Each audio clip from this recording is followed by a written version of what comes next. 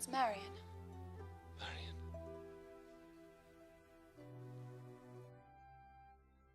You're like a May morning.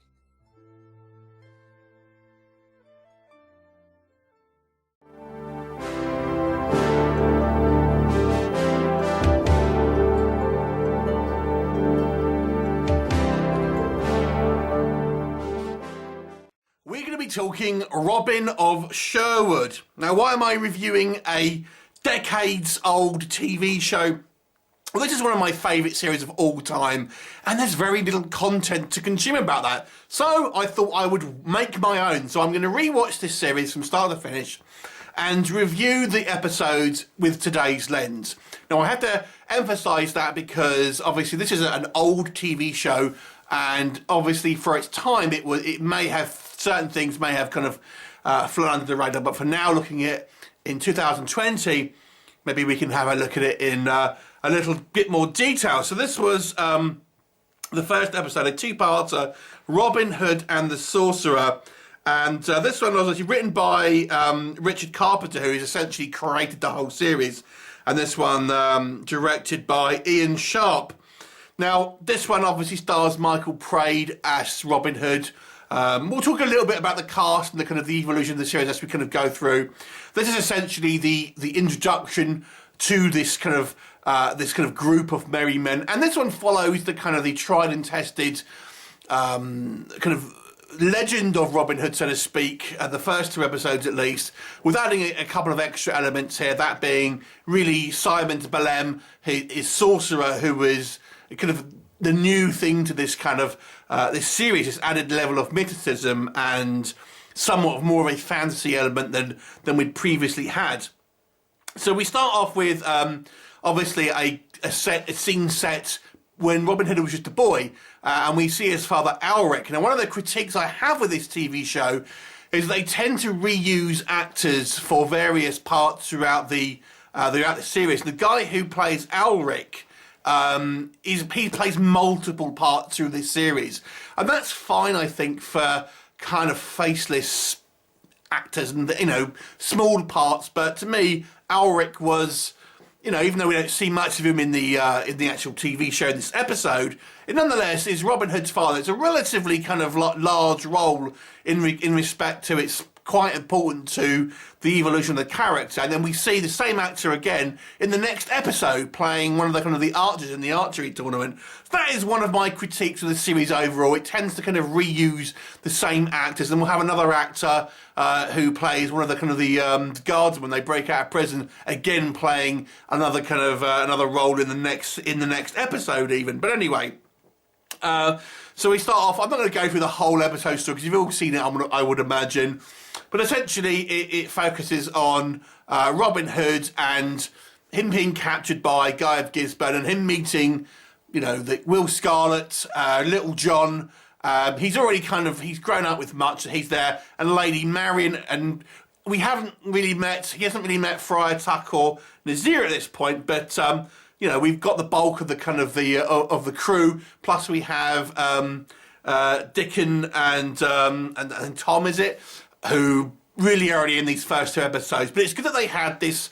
You know, they've built in a couple of characters that they could kill purely because it obviously shows the, you know, it's not always going to be a win. Not everyone is going to survive. So I actually thought this was, you know, a great first episode, and really makes use of the location shooting here. I believe this was shot all around kind of, certainly the forestry areas was shot around Bristol, and it makes good use of real architecture that are obviously our kind of older architecture.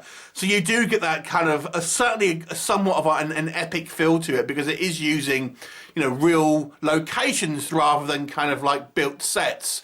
And I always think these earlier episodes where we see a lot more of the internal you know, castles and things like this, the introduction to Marion, for example, where Robin first meets Marion, I think is one of the kind of the highlight scenes for me in this entire series, in fact. And I think Michael Praed straight away has got this kind of this charisma as kind of Robin, and they've you know, if you watch documentaries, they wanted to cast someone kind of sort of quite young, and I think he's meant to be around 20 or so, 19, 20 at this kind of point in the story. Although, you know, I think maybe he was a little older in real life as the actor, but nonetheless, he's meant to be somewhat of a kind of a young hero in this one. And, you know, I'm going to harp on about how I think great the casting is all here. We were introduced to essentially the majority of principal characters. Like I said, we haven't really seen Nazir yet, and Friar Tuck we only see him really very briefly in this episode. But then we get a great, I think the introduction of Will Scarlet when we meet him in the dungeon is very good, and we kind of need, you know, we get that sense he's a ticking time bomb ready to go off in this scene. And one of the kind of the very small details that in this rewatch that I noticed, this is the first few scenes where we see Will Scarlet, and they break out the prison, and then Robin says to Will, "Leave it, Scarlet." Like, already he's having to kind of control this uncontrollable rage because they've defeated the guards, and Scarlet wants to kind of go in for the kill, but Robin has to kind of like pull him back. They're already defeated. And I just think that there are these subtle little moments that I think really do have this great characterization, that we will get to know these sort of characters throughout the kind of the obviously the series as we're going to go through. Any other critiques I have outside of kind of reusing the same actors, they're a little bit heavy on the kind of the re-recorded ADR here. There's lots of instances, especially in these, I think these earlier episodes, where they have recorded dialogue to kind of like put over kind of like when they're running around. And again, by today's standards, you got to think they're running through the forest and they would be out of breath, yet we have this kind of this dialogue where they're not kind of breathing heavily and things like this. So there are a few kind of nitpicks. Again, if you're looking at it from an 80s perspective, you may not pick that stuff up. I honestly don't know. But I'm going to try and look at this through a kind of more of a modern lens, as I said. You might say it's nitpicking, but realistically, I love this series, and I'm not going to kind of say anything too detrimental about it, but I do want to kind of be honest about some of the things on a rewatch here. Now, some of the stuff you could say was beyond their control. For example, this was made for a kind of prime-time British television, so they really couldn't be particularly violent with the deaths and things like this. And one of the things that, and we'll come onto this again, I always thought was a little silly, where, you know, someone will get an arrow to the shoulder and they'll kind of keel over and die straight away, and things like this, and very kind of light touches with swords and they'll just keel over and die. They had directions where they couldn't have thrusts, I think it was. They could only have like swipes, and obviously there was no kind of gore. Had this been made in today's, you have to think of things like Game of Thrones, I'm sure it would be a lot more brutal and a lot more kind of realistic. I'm not going to critique that because I had no choice in that, to be honest with you. But nonetheless, I think by today's standards, if you're watching it as a younger person who hasn't seen this before, you may be kind of put off with the kind of the more playtime level violence. And I think there are some episodes that really show this. This one not so bad, to be fair. I think the actual stunt work here, when they are escaping to the kind of the castle for the first time, and kind of going out into Sherwood, I think it's really good. And the scene where we have Robin and Little John, their kind of first meeting on the log, straight out the kind of the Robin Hood kind of legend, that one was actually quite well executed, and a good kind of like match there. If you've seen the kind of the making of documentaries, you'll know Michael Praed was hit right between the legs with the staff on that one. So a pretty painful shoot, unfortunately, for those guys. But nonetheless, I think the end result looked pretty good. I think Guy of Gisborne, to me, is one of my favourite characters throughout this entire show, and he shines in the kind of limited screen time that he has here. And I always like I like the Nicholas Grace as a Sheriff Nottingham, and obviously his interactions with Abbot Hugo, who seems to disappear when we get kind of later on in the sort of series.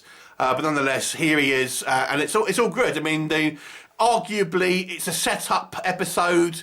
You know, it's not action-packed necessarily, but you have to establish the kind of the origin. But I think it does a good job of this, but also adding the new element here of Simon de Belem, who I gotta say, I mean, he feels like a real threat in this early episode.